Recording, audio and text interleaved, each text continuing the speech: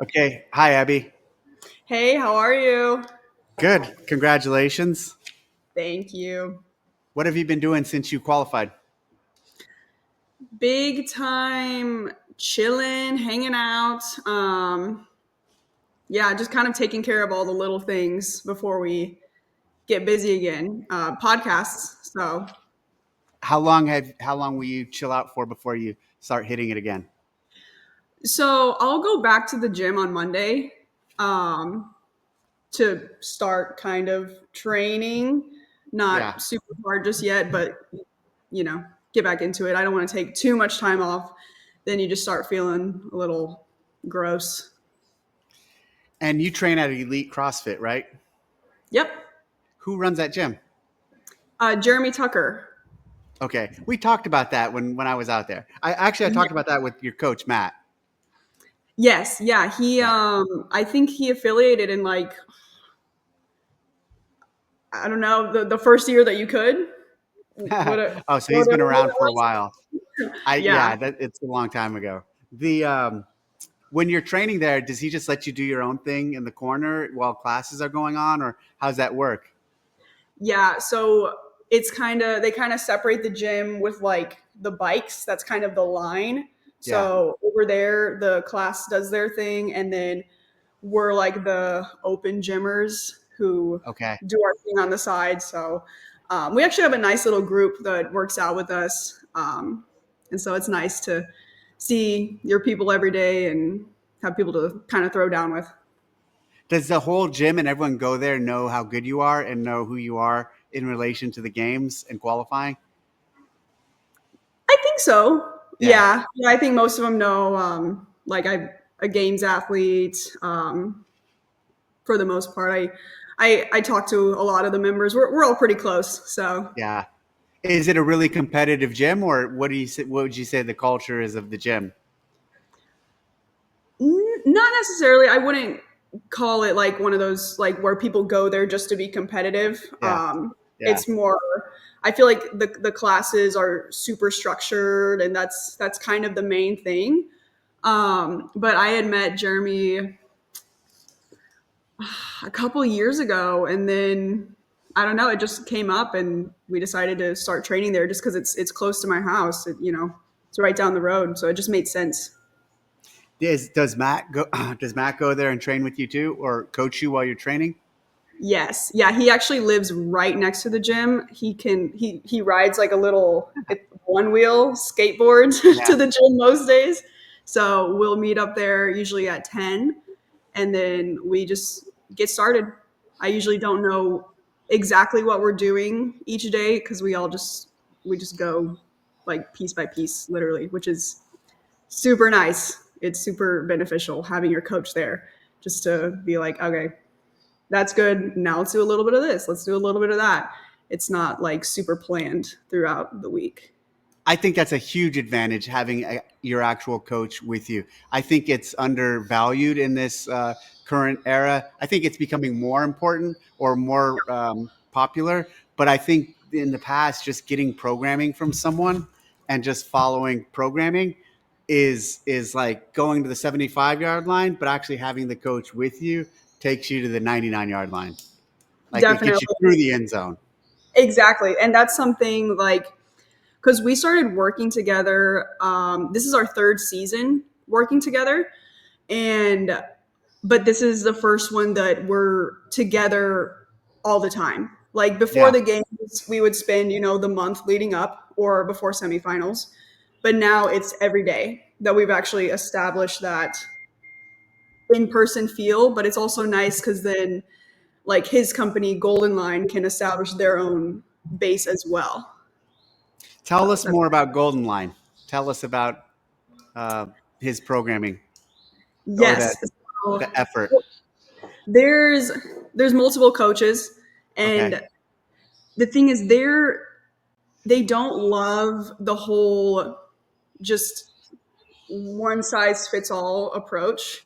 I mean, they really don't like that because Yeah. they don't really believe in that. That's not part of their philosophy. Yeah. And so for them everything is just super personalized and one-on-one and that's what they push the most. And that was something like when I first met him, it was like, okay, like everything is super tailored to me. Like it's nothing to do with anybody else, and what their goals are, because everybody's different and everybody's also on different levels, as opposed to like, signing up for whatever monthly programming and then everybody's doing the same thing and you're just kind of Yeah. throwing down. And people are like, some people are games athletes, some people are at Yeah. quarterfinal, whatever.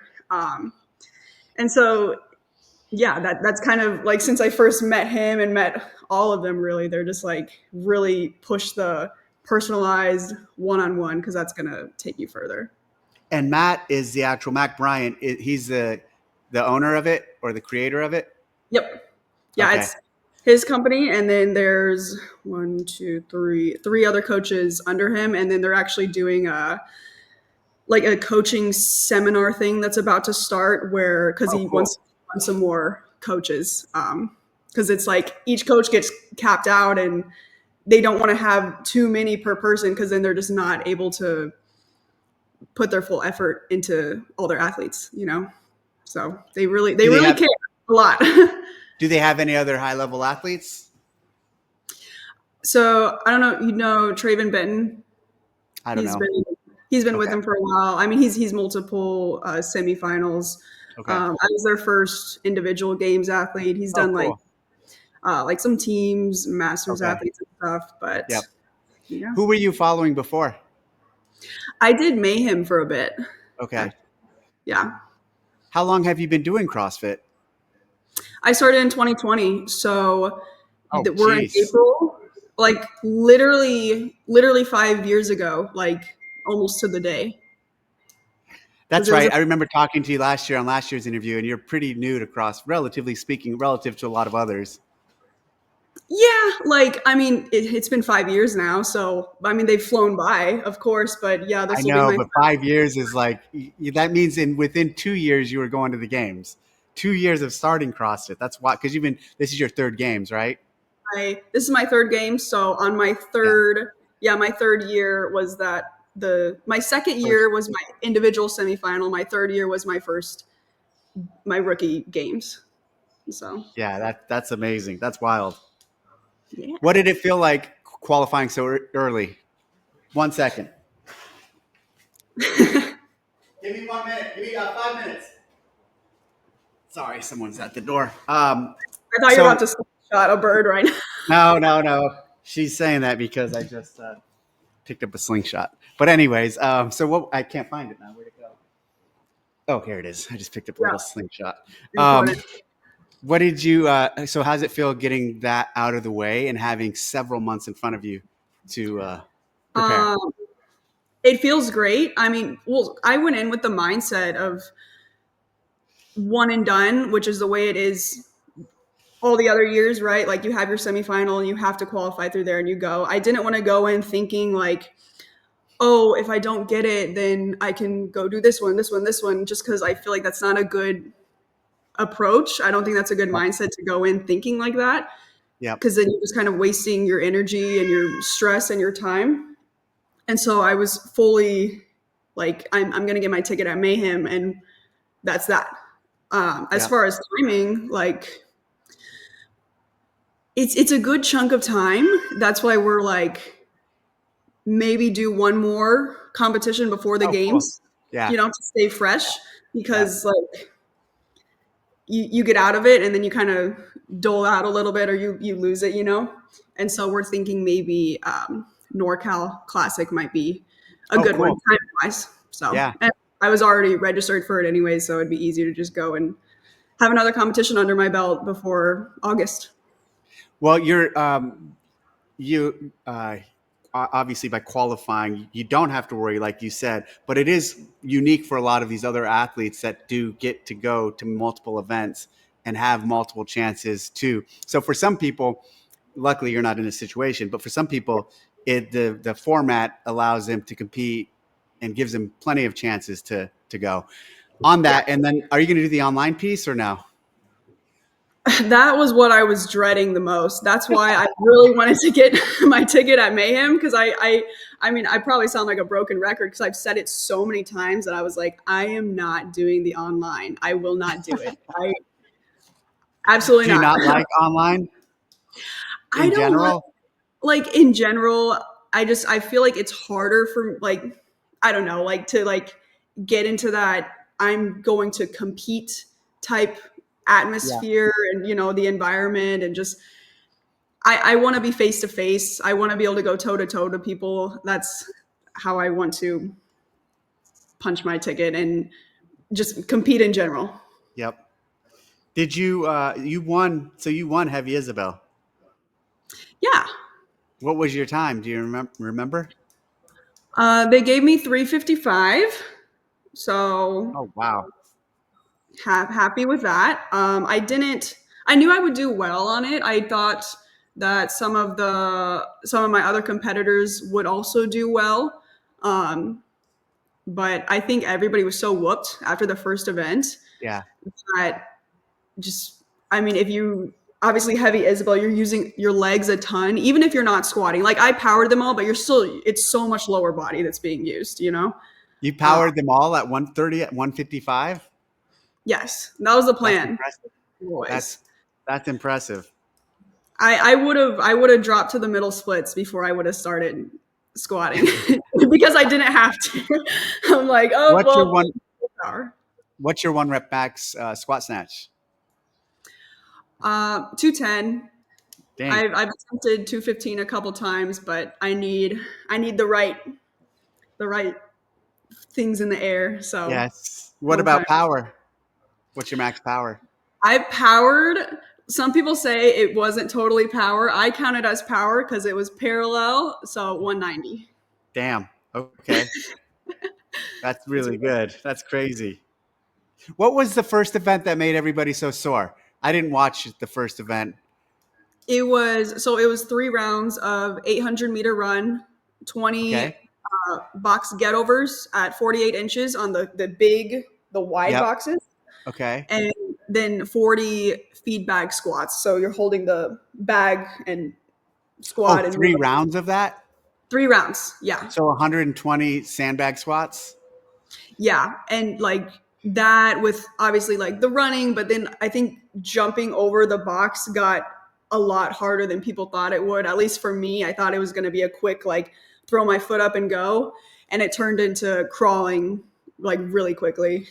And it was also And how hot. It was very and humid. how many reps was the box? 20, you said? 20 each round. Yeah. Yeah. Wow. Okay. I mean, I could see those squats, like you said, combined with everything else, but just alone those squats being that's a lot. How much was the sandbag? 70 for the girls, 100 for the guys. Okay. Yeah, It was a great that does sound like a stiff one. Difficult. Um, Yeah, and you're not going to break it up. Like you're in a position where you're not going to drop the bag until you finish your reps anyways. So just the time standing there and you're messing with it, just accumulated volume too.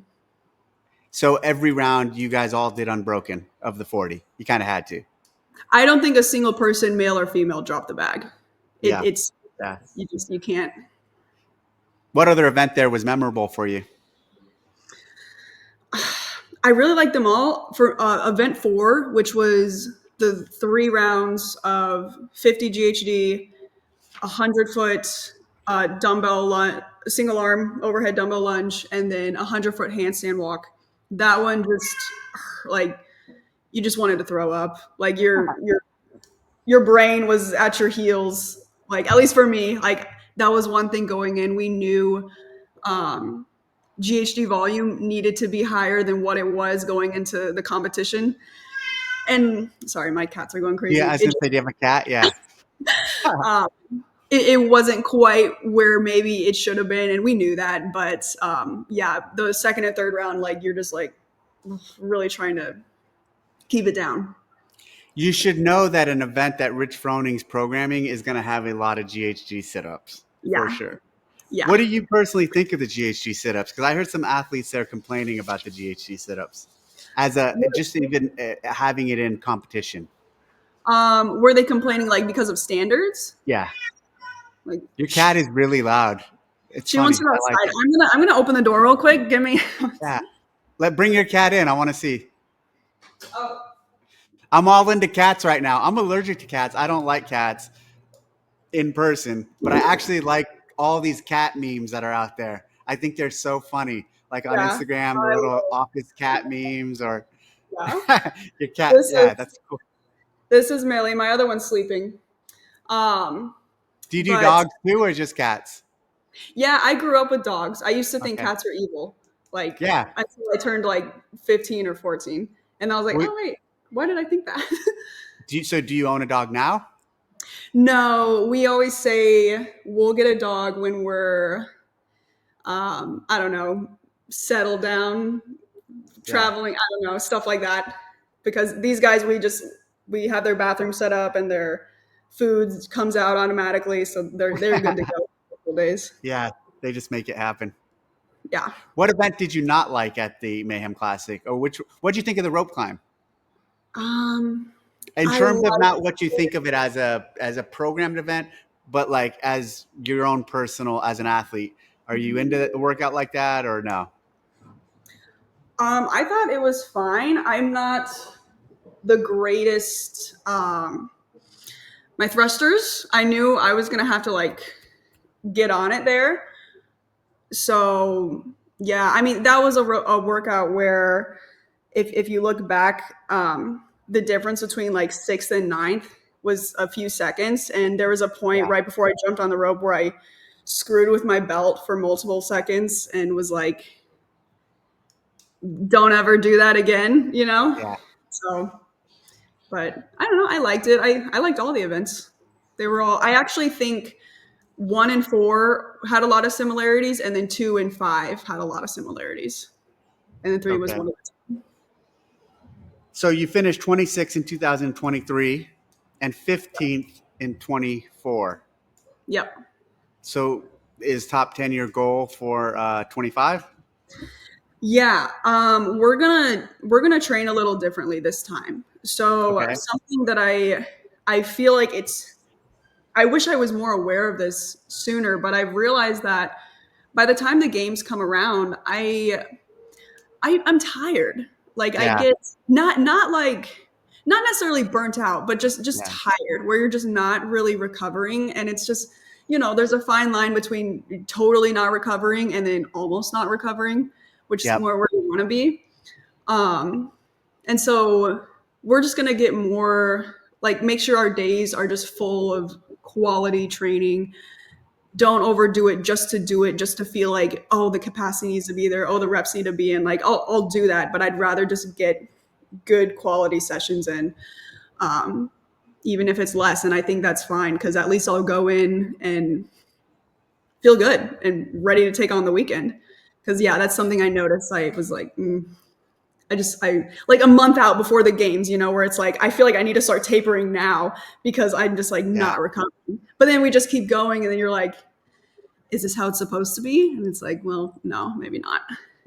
And I think finding that balance and finding that point is key to excelling in the sport. And ultimately, at the games, over the course of 3, 4, 5 days, however long it is for whatever given year, to a large extent, it's a test of recovery. And meaning, like, it's a test of recovering over multiple days, and it's a test of recovery in between events and over a single day. So, like, being there completely recovered and fresh, and then being able to manage that throughout is key. And I even look at Rich and Matt and like feel like they mastered that aspect largely because of the level they hit by what they're able to do. But what set them apart was their ability to recover in between events and excel. Um, so I have the media team they put together. Our CrossFit media team puts together some notes, and they had a fun facts. I didn't write these, but I'm going to read them because obviously a female wrote them. One, because it says you recently dyed your hair blonde. You were a brunette, so now you're blonde. Yeah. Why'd you do that? I'm just asking. Not So that. like Go ahead. it's very important. The Yes. ongoing kind of joke is that I don't know if you're familiar with like Dragon Ball Z, whenever they go Super Saiyan. No. No. I, Not at all. I'm not like a total huge fan because now people keep asking me all these inside things, and I'm like, guys, like I know this at a basic level. I watched the show when I was a child, but basically when they go Super Saiyan, their hair, like they all have black hair, and it just goes like Super gold. Saiyan? Super Saiyan. Super Saiyan. I'm Googling it right now. Oh, I see it. Super Saiyan. Okay, keep going. I'm listening. And so it basically gives them just like a level up, and there's just like different levels when they go Super Saiyan, and like they can like control it, and it gives them like they go into their Super Saiyan, and the fire's around them, and they like get all That's this energy. amazing. I love this. Hold on. I'm going to see if I can present. I've never done this. Let me try. Extra share screen. Okay, here we go. Yeah, Okay. Oh, here we go. I got it. Okay, this is going to work. Do we see it? Is it on screen? yeah, I see it. That's it. Yeah, That's what you're talking about. that's Yes, yeah. there They go you Super are. Saiyan Goku right there. Um, it's I don't know. It was just like a dumb thing that like me and Anton, my husband, were talking about.